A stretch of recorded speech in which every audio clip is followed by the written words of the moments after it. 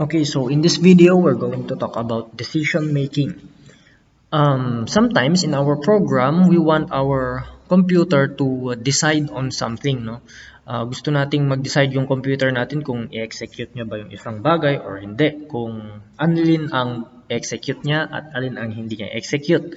So sometimes we want that to happen. So we will implement a decision making construct sa ating Python code. Okay?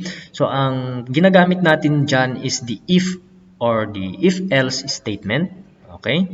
If and if-else statement. Typically, ito ang makikita natin, no, sa decision making. Meron tayong conditional expression na i-evaluate ng computer natin at depending on that condition, if it is true, it will execute, it will do something. At kapag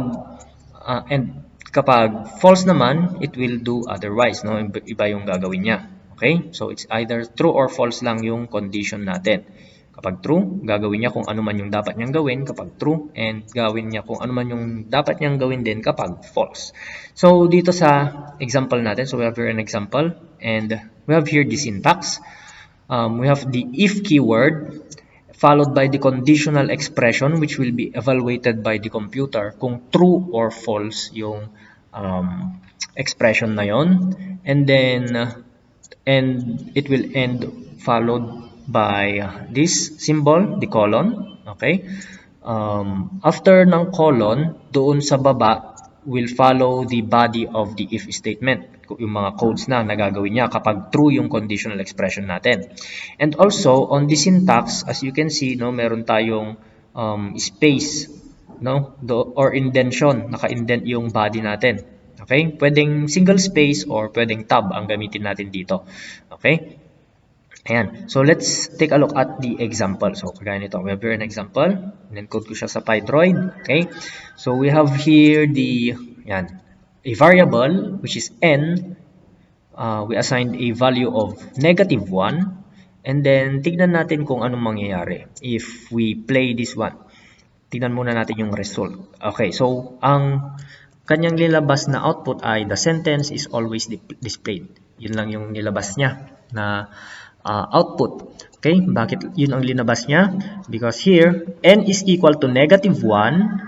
Sabi dyan, if n is greater than 0, gagawin niya kung ano man yung nandito sa body ng if statement. This is the body. Okay, so tandaan natin na yung body ng if natin is malalaman natin na yun yung body if naka-indent siya. So, gagaya nito. Naka-indent yan, naka-indent yan. So, ibig sabihin, itong mga to, these are the body of our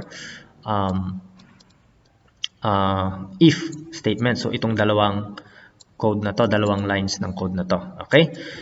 Ayan. And then, we have here the another statement. Ito yung dinisplay niya doon sa output natin kanina. No? Okay, so ibig sabihin, dito, n is greater than 0, n which is equal to -1 is greater than 0, false siya. Okay, since false yon, hindi niya gagawin itong mga codes na to. Okay? Okay, so yun yung gamit ng if doon.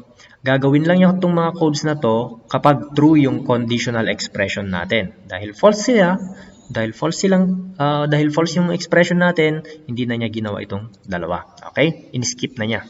And then, it printed this one. Let's try. Paano pag gawin natin siyang true? Yan. N is equal to 1 instead of -1. So, if n is greater than 0, since n is now greater than 0, gagawin na niya ito. Itong mga codes natin na yan. Okay? So, tignan natin sa output. Ayun. So, dinisplay niya yung it is a positive number, it's a good number. Ayan. So, dinisplay niya yung dalawang printf na yon. Okay? So, ginawa niya yung dalawang printf. Because these are already true. Okay? So, yun yung if statement.